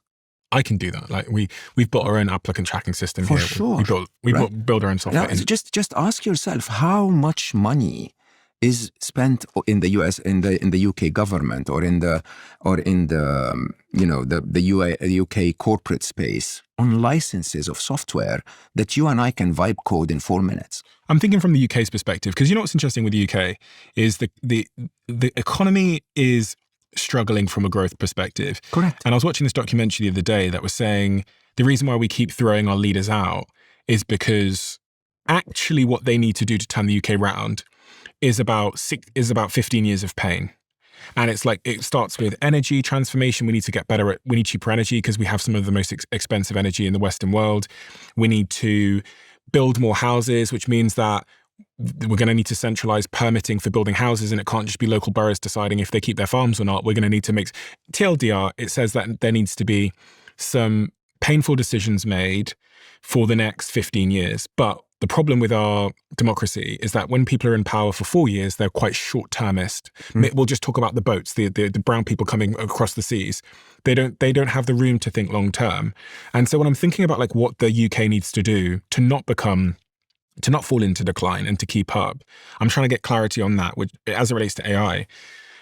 Are you saying that they need to join the arms race and double down and invest all their money in building competitive AI so that people use our technology here in the UK versus America's? Because the software point, the UK aren't going to get involved in software. I mean, they've tried to build software before the UK. The world has changed. 2 points, right? One side is that there needs to be a replacement cycle of our investment decisions anywhere in the world. Okay. Mm-hmm. So when you say we don't have enough money for, we need to revamp our energy infrastructure, when you say we need to build more housing, okay? One way of doing that is squeezing that budget out of other areas. Mm-hmm. The other way of doing that is either cutting cost in the economy elsewhere so that you can redirect that money, or growing the economy so that you can have more money to build those things. Correct? The cutting cost, I believe, I don't have the numbers, but we could probably run a deep search on it. Trillions are being paid in traditional systems that are complete, like genuinely, they can be, and by the way, I'm not asking the government, I'm asking some of the people listening to me right now to build an ERP system, a word processor, a presentation player, and a spreadsheet. Okay, and just go around and spread them across the, find retail systems, find CRM systems. These are easy replacements. They're going to be better interfaces. They're going to be much more effective. Build a general ledger using AI so that you can close every hour, not every month or every quarter. But the world economy is doing that. So there's some kid in San Francisco now that's allowing all of us to use his new word for free. Keep doing that, and you're welcome to the third world. Keep doing what? Keep importing all of your tech from elsewhere. But we don't want to be uncompetitive. Like if you think about, if we go to, I don't know, North Korea, I bet they have way worse tools in many areas because they won't use external tools. And that means that they're at a disadvantage. So I bet they're not allowing their civilization to use Gemini or ChatGPT or Grok, I bet. For sure. And they're using something worse. And you know what's happening? I mean, look at Iran and how advanced they became through sanctions by being refused to use those technologies. They had to build them themselves, right? Look at China.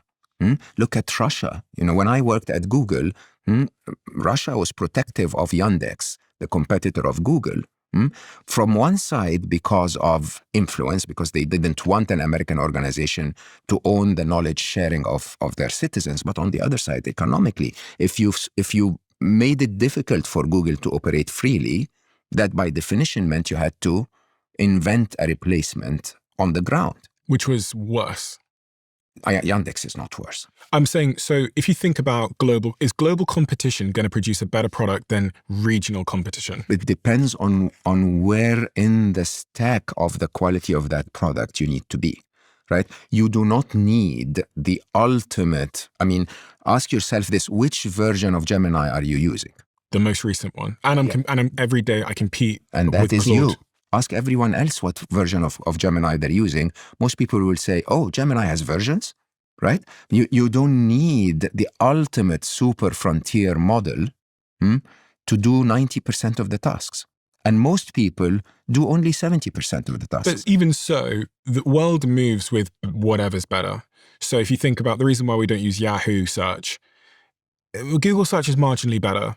It's, you know, it's not 1,000 times better, but over time we move away from AOL to Google because it's a better product. And there's a slow, you know, my dad probably still using ChatGPT, but when I go home for Christmas this year and I go, Dad, you should use Gemini, and he starts messing around with it, he'll slowly migrate. I'm like an early adopter, so I about 4.8 on Claude came out last night. I'm on there within 25 minutes of the announcement. Of course, I'm there as soon as I can, but that's you and I. Yeah, and we are an indicator of where the world is going because we're at the coalfront figuring out what's better. And also, I think with technology, eventually there does become the gap between first and second begins to widen.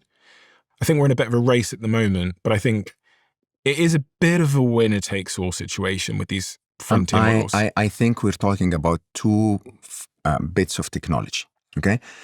Tell me, how far has PowerPoint advanced since 2023? They added Copilot. Anything else? So you're saying that the UK should build their own PowerPoint? For sure. There is.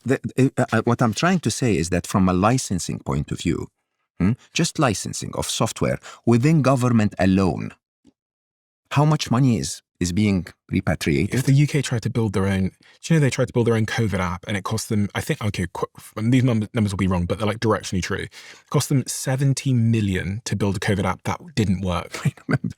And so they canned it. I remember. They can't build fucking software. I'm asking a UK entrepreneur to wake up tomorrow and say, all right, you know what, between coffee and my cookie, I'm going to build a PowerPoint and go sell it. Yeah, they will. And they'll go to San Francisco where the money is and the talent. Yeah, they won't be able to compete.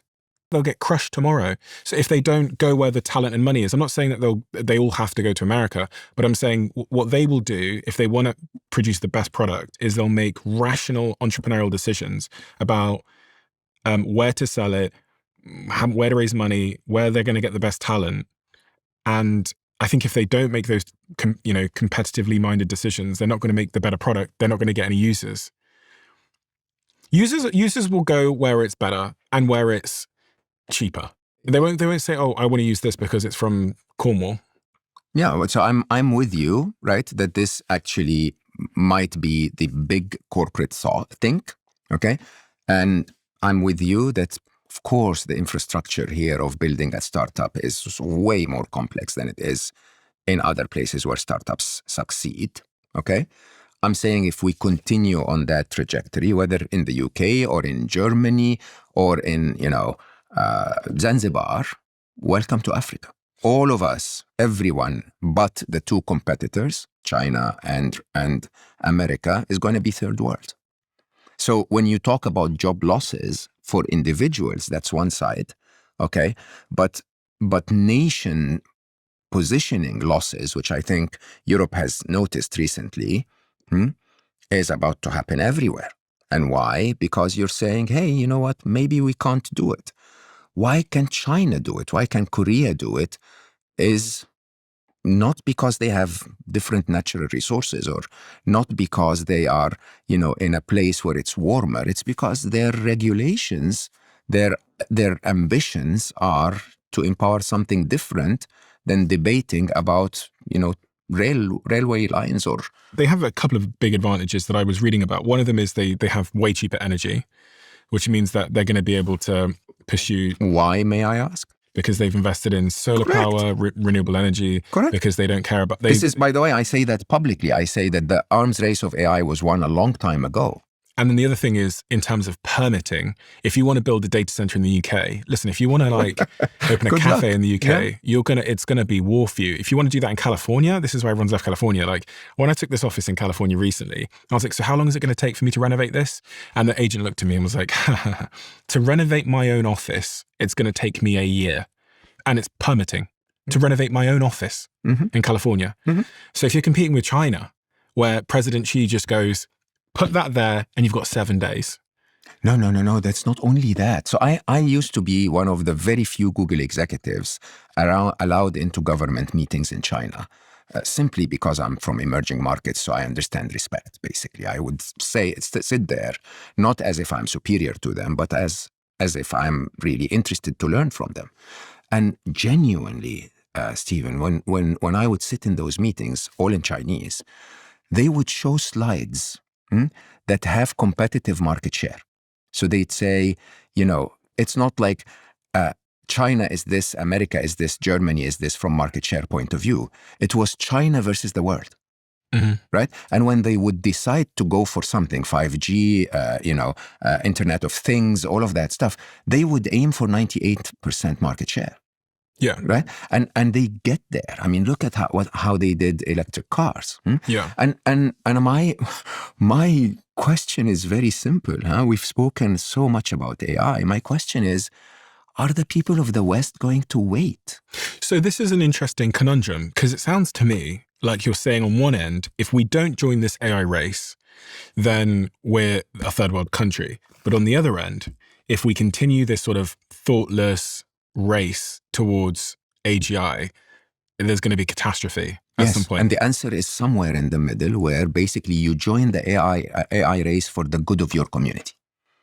Okay? So there is resignation on one side, is like, I'm not going to play this game at all. There is offense on the other side, where I'm playing this game to destroy everyone else. And there is a balance in the middle, where we say we're going to build an ethical form of AI that's going to help our communities. We're going to use this ultimate gift, this ultimate superpower, right? Superman landed on the planet. Raise it to help your community. Is that wishful thinking to some degree when you think about the nature of sort of competition? I don't know how to tell you otherwise. I genuinely believe I genuinely believe it's going to be very difficult to make that change. Okay?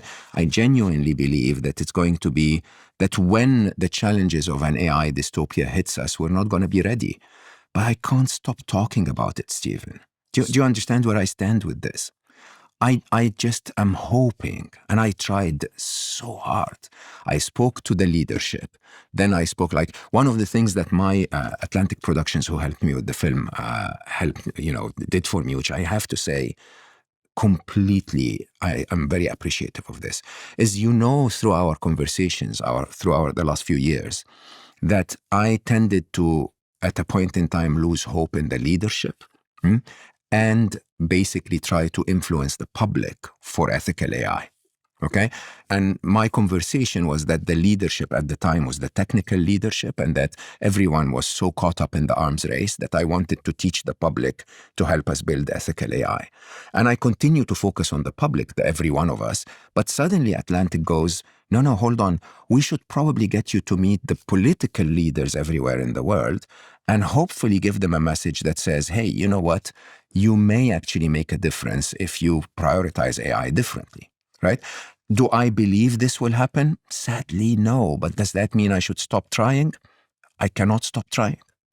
This has had probably the single biggest impact on my office. Of all the products that I've tried that have given me productivity gains or cognitive boosts, I would say that exogenous ketones are in the top 3 most pivotal things that have given me a massive productivity gain. It's some Stanford graduates that have been able to basically bottle up the effect you get from being in a ketogenic diet in a small shot that you can take that makes you feel incredibly focused and gives your brain an incredible source of energy. And the clinical studies that have been done on exogenous ketones have absolutely blown my mind. I reached out to them, I became a co-owner in the company, I became an investor in the company. And so it's with great pride that I can tell you that this exists. If you haven't tried these shots, go to ketone.com/Stephen for 30% off your subscription order. And you'll also get a free gift with your second shipment. I still buy my ketone shots predominantly online, but thankfully I can now grab them at Target whenever I drive past them here in the United States as well, because we're now stocked in Target, where your first shot is completely free. I've done almost 700 interviews with some of the most interesting people in the world. And one of the things you learn, which is unexpected, is that vulnerability is the doorway to connection. And after sitting here for 2-3 hours with a guest, I feel a deep sense of connection to them. And as they leave, what I get them to do is to write a question in the diary of a CEO. We've taken all of the questions from the diary of a CEO. We have put the question here on this card with the name of the person that wrote it. So you can sit at home, as I do with my fiance and my colleagues at work and other people in my life. Whenever we get a minute, we play the Diary of a CEO conversation cards. And it is incredible what happens. These are great if you're in a romantic relationship and you want to connect your partner more. These are also great if you're in a team and you want to bond your team together. And I have to say they're also great for families that want to learn more about each other and that need a good excuse to spend some time in a digital world, in the analog environment, connecting human to human. It is remarkable what the right question at the right time can do. Go to thediary.com and you can get these conversation cards right now. When I have these conversations about AI, what I'm trying to do all the time is to pass out what is like wishful thinking and then what is reality. And like to understand reality, you have to understand competition, you have to understand human emotion, you have to understand incentive structures. And so you think about something like the United States at the moment, where you've got Donald Trump, whose sort of primary driving incentive is GDP growth, economy growth. Does that stock market go up? Beat China. So if you all agree that that's like his, like the core of his incentive structure, then you've got President Xi over here, his incentive structure is probably control, or independence, defense, so that, you know, they need to make sure they do well on the weapons side. When you look at, and then you've got these like other nations like the UK and Europe and these other places who are kind of, it seems like we're a bit resigned to the fact that we're not going to participate in the underlying models building because we just don't have it together. We don't have the energy. We don't. And you go in such a world, you go ethical AI. Who's gonna prioritize ethical AI? I mean, anybody that does is might fall behind theoretically. Is that? So I wonder where the fault in the thinking is here. Like, how do we get to a point of ethical AI when the incentive structures are so clearly highly competitive and arguably a little bit short-term in their thinking? Yeah. So what are you saying? We lie down and wait? No, I just don't know. I just don't have an answer, honestly. Correct. That's why we keep having these bloody conversations. That's why we keep talking about it. Yeah. And that's why I keep spending 14 hours a day trying to tell the world, because some genius somewhere is going to find an answer. But the way it's going. Right now, I guess what we're pursuing is we're hoping that ChatGPT and Anthropic and Grok, and we're hoping that they just build ethical models, and we're hoping that social pressure forces them into making good decisions. Correct. We need to be able to vote with our usage. Right? Yeah. So I think one of the biggest movements in AI since we started was the idea that so many people switched away from ChatGPT when they approved that their model can target people. Right? So many people I know at least said... Target people? When Anthropic refused to... Do you think people switched? I think many have. I think ones that are aware did. Right? And I think they did because the cost of switching is really... I mean, honestly, Anthropic is better if you think about it. Yeah, I think it's better. Yeah, but the idea is if people don't switch for those ethical reasons. So, you know, every one of my books has this dedication at the beginning. It used to be The Gravity of the Battle Means Nothing to Those at Peace when I wrote In Memory of Ali at the beginning. My next book, Alive, do you remember a song called they were called the Manic Street Preachers? Yeah. If you tolerate this, then your children will be next. Mm-hmm. I genuinely believe that what the world needs to wake up to is, if you tolerate this, then your children will be next. If you continue to resign, if you continue to say, I'm not going to try, this world is going to change in a way that is completely not in your favor. Try what? Try to stand up and say something needs to change. Okay. We can say something needs to change, but we can't say what that thing is. What needs to change is governments need to serve their people, not their interests, and corporates need to work for the benefit of their societies before their shareholders. This run that we had with capitalism so far has benefited the world tremendously. Whose economy do you think is going to be in a better place for the middle China, class for sure. out of, say, the UK and the United States? The UK is gone. It's gone because, in part, because it didn't compete?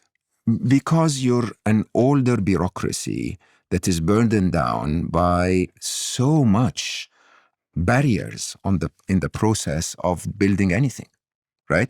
Because the US economy in the past welcomed people like me to go and live in California and build amazing shit, right? That is no longer the case. So who is going to win? In my view, it's definitely China. And by the way, you asked for the middle class. So China made decisions recently that forced businesses not to lay people off in replacement, to be replacing them with AI. Would the West do that? The capitalist West would never do that. We don't know the answer. I don't know the answer. I'm responding to your... Yeah, you can see the conundrum I find myself in, which is a state like, a country like the UK is, in your words, gone because it didn't compete. It didn't allow people to be highly entrepreneurial. It didn't empower entrepreneurialism, innovation, ingenuity. In some way, it stood in their way. In some way. Now, that could be incentives, it could be culture, it could be whatever. Yeah, I know where you're going with this. The US didn't, so they have a economy which is arguably more productive and future-proofed than ours. By way of that, they are also more advanced in artificial intelligence, and we are gone. So the remedy for a country like us would be, therefore, to compete. Let the reins off, let entrepreneur ingenuity. But then we're saying that's dangerous. And your conundrum in that is that you're assuming that entrepreneurship by definition is malicious. No, I'm just saying that there's a bit of a paradox. Like, you're damned if you don't, you're damned if you do. But you're not damned if you build things for the people, not for the capitalist. This is an ideological debate. I pray and hope that is plausible, but I'm worried that in a competitive market, whoever's optimizing for, I don't know, you can name it, retention. If we built two AIs, right, I'm going to call the Mo Gawdat AI, and I'm going to call the other one Evil AI. The Evil AI, okay, that's it's good. Programmed to retain you. It's sycophantic. It says what you need to hear. It's super smart, and because of that, even though it's not trading in your best interests, it's retaining you more. You're using it more often. It's programmed for that, kind of like the social networks are. They're all just trying to like dopamine your brain into oblivion. Then there's the Mo AI. It tells you to log off, you've had enough. It thinks about your well-being. Because it's less retentive and less engaging, theoretically, it might be less successful as a commercial product. Think about social networks. The ones that are least retentive, the ones that actually won't destroy your brain with dopamine, the ones that remove the retweet button, the ones that don't have slot machine-like videos, they don't survive. I share this with you, and my point of view is that to summarize your challenge here, you're basically saying that it's easier to become successful if you don't follow ethical rules. I'm asking the question, if you build an AI that is just purely focused on ethical, would it be as engaging and have the same usage as one built with the reins off? No. It won't. Yeah, but that's the problem humanity needs to solve. Okay. If we were to survive. Example, I worked in a company called Google that basically at a point in time decided that ads will be effective. Okay? Yeah. The ad industry prior to Google was 50% of your ad budget doesn't work. We just don't know which 50%. Remember that? Yeah. Right. And Google came in and struggled from 1998 until 2004 when they started to turn plausible revenues as a result of saying, we're going to run a Dutch auction and we're going to give you pay-per-click and we're going to show you results for your ads. Okay? They found a way for ethics to actually get your money to be effective rather than just take your money and say 50% doesn't work. They found a way to make that their success criteria. There must be a way for us. I don't know what it is. If I knew, I would be building it instead of sitting with you, right? But there must be a way for us to marry the success of humanity with the success of the entrepreneur, right? And that way is not found in the old ways of doing things. I've got an idea.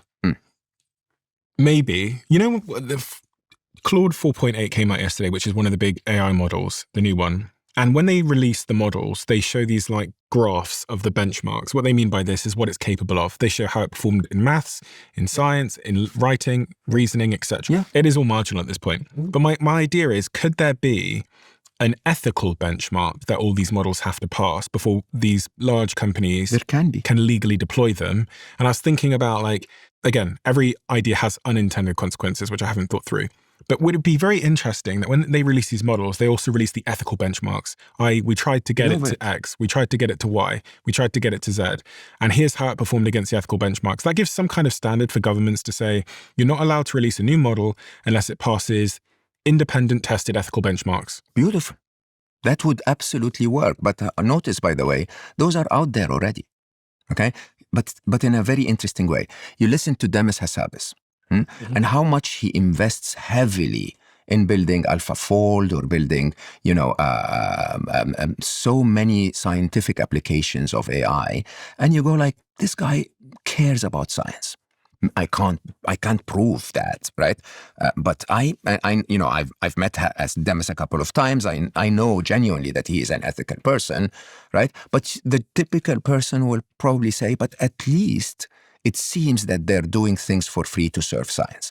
You look at Anthropic, and they refuse to use their model to allow the US government to target and to spy on people. And then you see OpenAI accepting a $500 million deal that absolutely does that. It is about time that every person in the world says, in that case, I am no longer going to use OpenAI until they show me another evidence that they are actually ethical in their behavior, right? And this is the decision that you and I can do, right? And people don't, though, do they? But that's my task. My task and yours is to keep telling them, people, please understand that if you tolerate this, then your children will be next. Please understand that if you don't start to take an ethical stand on your own future, your future will be handed over to another oligarch, just like your past was handed over to social media oligarchs. One would say booing at the commencement speech is a good example of how public awareness can have a real impact on this trajectory. But I still think at the end of the day, if you think about things like smartphone usage in schools, at the end of the day, it does come down to government intervention and saying, do you know what, we're going to ban 14-year-olds from scrolling TikTok. And that's in part because people spoke louder and louder and louder. They went on podcasts. Jonathan Haidt, who wrote the book about the anxious generation, started a conversation, and that conversation led to legislation. I still think it ends in like some kind of constraint legally. I hope, okay, but I will openly tell you, most of the tech oligarchs are more powerful than your government. Is there any precedents in history where this kind of change happened without government intervention? French Revolution. So I was thinking about things like climate change, even you could say smoking. All these kinds of things have had to be like taxes and... Stephen, I'm with you. If governments intervene, we wouldn't have a problem. Governments won't intervene because governments are owned by the oligarchs, right? So my question for everyone listening to us is, are you going to intervene? What, cancel your ChatGPT? If that's what you can do, it's fine. If not, then go ahead and start a startup that does something. If that's not within your capability, then send a message to your congressman. If that's not within your capability, then say something ethical online so that the world understands a position that needs to be opening the eyes. If that doesn't work for you, at least don't engage in stuff that is negative that you don't know enough about. There are so many little actions. If humanity starts to move in the direction of one saying ethics matter, not just profit, Okay. And two, saying, I'm not going to participate in something that's unethical just because I believe I want to, I feel like it right now. Okay. If I tell you the number of things I took out of my life, just to try and affect a tiny bit of change of revenues that go to bullets. If I tell you the number of things. I think there's two central concerns I've always had, which is I do feel that there's going to be significant job disruption, and I don't think society's prepared for it yet. And I don't know what that preparation looks like, but I think we should start thinking about it. I shared this with you. I genuinely believe that if we continue on where we are, there's no hope. In the trajectory of where humanity has become, so distracted, so resigned to inaction, so disconnected from their own rights of freedom of expression and engagement and so on, I think we have no hope. Do we want to stay there? That's a question that I'm asking our listeners. And I'm not saying be violent or get up or, go be angry or whatever. I'm just saying take one little action. Ask yourself, please write it in the comments, one little action. One little action that you're going to do today that's going to make the world a little better tomorrow. And don't give up on humanity, Stephen. I'm not saying you do, but I'm saying we are going through such a difficult time in humanity's history that for the very first time ever, we have to do something about it. I don't want my daughter to be at the receiving end of what happened to my son. I genuinely lost Ali. I don't want to lose Aya. And the world we're building is going to be very difficult for Aya, Stephen. And I cannot go to sleep at night without trying something every day. And I genuinely don't understand how humanity is missing that point. Mainly, I think, because they're uninformed. Now we're informing them. Okay? The only thing that will save humanity going forward is that this superpower, called intelligence, is used for ethical reasons. Is that the corruption that's leading us to where we are today stops. Mm-hmm. You've got more envelopes there. What's your next envelope? The third one. Number 2 was job losses. Number 3 was labor. Basically. Same thing. Robots will replace manual labor by 2030. Will start to replace manual labor. Okay. So, you will have more and more manual jobs given to robots. What's this one? This is absolute. Do you think otherwise? The world's first trillionaire before. Oh, yeah, probably well before then. Well before 2030. I think Elon's about to IPO SpaceX, which is likely to make him a trillionaire. Yeah, I think the concentration of power that comes with that is quite drastic when you really think about it. And that's 2030 is just a few years away. I think the team wrote this wrong. Artificial superintelligence will arrive in 2032 to 2035. I think artificial superintelligence will arrive the minute AGI happens. So it doesn't really matter if AI is 1 billion times smarter than you or just twice as smart as you. Once we cross beyond AGI, ASI is just very, very soon. And yeah, I think we'll overcome that when we get to the fourth inevitable, when AI is in charge of everything. I genuinely believe that we will end up in a utopia of abundance. I genuinely believe that, again, physics, mathematics, and biology will tell you that superintelligence is benign and that we will eventually end up in a good place, not because humanity has done much to get us there, not because our leaders have suddenly turned ethical, but because our unethical leaders have gone out of the equation and were replaced with a super efficient minimum energy principle that doesn't see value in anything that's destructive. So the future is going to be great. Those who make it to 2038 will enjoy it, yeah. Those who make it. For sure. I mean, World War II didn't destroy the world, but ask those who went through it. It's just an interesting idea that actually it's just you're forecasting basically like a decade of turmoil. Of dystopia, of absolute dystopia. When you say absolute dystopia, just so I'm clear in my mind, that absolute dystopia you're forecasting over a decade is about war. It's or about economics, jobs. Economics, it's about jobs. It's also about surveillance and control. It's also about digital currencies. It's also about human connection. It's also about concentration of power. It's a magnification of everything we've built so far. And just to, again, arm people with some tools to survive that dystopia for a decade. You know, we talked a little bit about focusing on human jobs, the more human jobs. Yeah, learn AI. So AI is not the enemy, okay? By definition, the better you are at using an AI to do your job, the more likely you are to be successful, right? Now, number two is prepare for a hybrid world where AI and humans work together. How do you prepare? You basically understand agents and how agents work. You understand how a hyper efficient approach to things may not require you to be, very long meetings and very long. So there is, if you lived in California, you would know that the way we ran businesses was a lot more efficient. We sometimes had a 7-minute meeting, right? So the habits of an AI are much more efficient than the habits of humans. So learn AI again. Learn how to interact with AI, welcome AI into your hybrid world of work. I think you need to, of course, double down on human skills. I think that's a must to succeed in this world. I think we need to. One of my most interesting views on the near future is how AI is going to be used to blur facts, and how we need to become much more interested in debugging what we're told, using AI, by the way.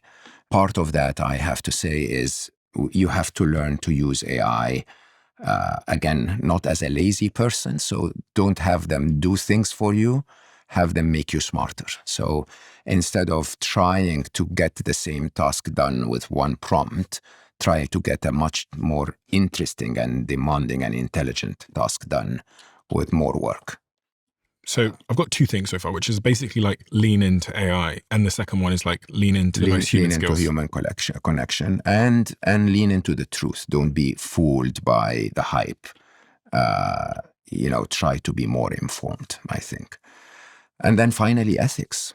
If you want to, I know it sounds, the world we live in sounds as if the only way to win is to compete in capitalism. That's not the world I lived in. The world I lived in, especially in my Google years, was solve a major problem. And when you do, you'll end up making a lot of money. Are you optimistic? I am optimistic about the future. I'm very optimistic about the future. I'm not optimistic about the present. You're not optimistic about the next decade? Yeah, I'm not optimistic about the next year, to be honest. The next year? For sure. Why the next year? Come on, Stephen. You don't want me to say it out loud? We're ruled by maniacs. Decisions are being made for the absolute wrong reasons. Very interesting time we find ourselves in. The For most lots of reasons. interesting. I mean, honestly, if you're a video gamer, this is the best part of the game. It is a very, very, very, very, what's the word? It's the ultimate matrix of complexity that I have ever encountered in my life. Yeah, that's an apt description of how it feels. Very complex. Things are moving very quickly. And moving very quickly. So from one side, you really need a lot of brain resources to crunch all that's happening, but you wake up tomorrow and it's changed. Well, the first time we spoke about happiness. After this conversation, Stephen? I was just wondering, you wrote a book about happiness, which is... I wrote many books about happiness. But I mean, the Solve for Happy is the book that I'm referring to. Here it is. Yeah. Engineering Your Path to Joy. What a fantastic book. I quote this book all the time, all around the world.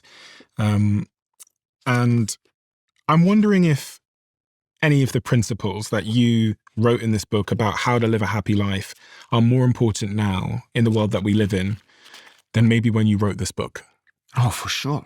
I mean, honestly, if I wasn't living by this, I would have left this world a long time ago and went to an island somewhere. You see, the interesting side of happiness is that it's not dopamine-driven, it's serotonin-driven, right? So my definition of happiness is I'm okay with this world as it is. I can affect it, I can change it, I can engage with it, I can try to make it better.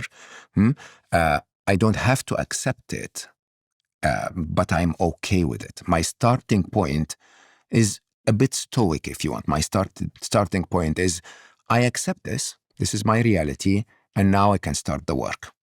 This is very different than anyone that basically looks at the world and says, oh, this is a horrible world. I don't want to be part of it. I don't want to engage with it, and so on and so forth.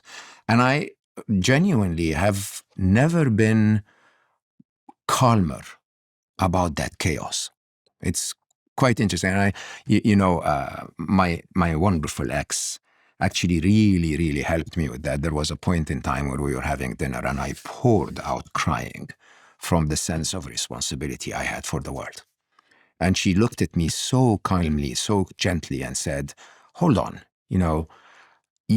I see that you're trying, but you can't actually believe that you're responsible for this.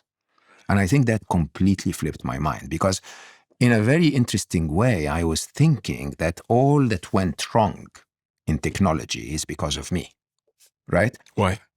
Because I contributed to building this. Because, when Jeffrey Hinton, one of my favorite moments when we were filming Chasing Utopia, is that Jeffrey is very big for all of us. We really think the world of him. And I was telling him, just as a sort of like an older mentor, if you want, I was like, Jeffrey, do you regret doing this? I genuinely believed when we were building those things that we were going to make the world better. AI. Yeah. And he said, well, yeah, I too was naive. I thought that I didn't think we will get there so quickly before we figured out the alignment problem, right? The alignment problem. That AI has our best interest in mind. And I think all of us were faced with that. All of us were faced with that idea of we're building the best thing ever for humanity. And then suddenly you realize, oh my God, in the wrong hands, it's the worst thing ever for humanity. And I have to say, I came to terms with this 2024, end of 24, that yes, I can try, but I accept that the world is what it is. And from that point of calm and stoicism, if you want, I think I can have a much bigger impact on the world. We have a closing tradition where the last guest leaves a question for the next. Question left for you is, what's the legacy you want to leave? Nothing at all. I've been asked this question. I get asked it all the time, so. I don't know why so many people are asking. Am I going to go anytime soon? I don't know why so many people are asking me that question. You see, legacy is a what would I care if I have a legacy if I'm dead? Like, why does that even make any difference? Here's an interesting thought for everyone. If karma is real, and I genuinely believe it is, and if we're not just physical beings, that we're physical and spiritual, then I'd rather keep all of my karma for my spiritual side. What does that mean? I don't want anyone to remember anything I ever did. Yeah. I just want to leave a positive impact on the world and take all of that as karma for my next journey. Mo, thank you. YouTube have this new crazy algorithm where they know exactly what video you would like to watch next based on AI and all of your viewing behavior. And the algorithm says that this video is the perfect video for you. It's different for everybody looking right now. Check this video out, and I bet you might love it.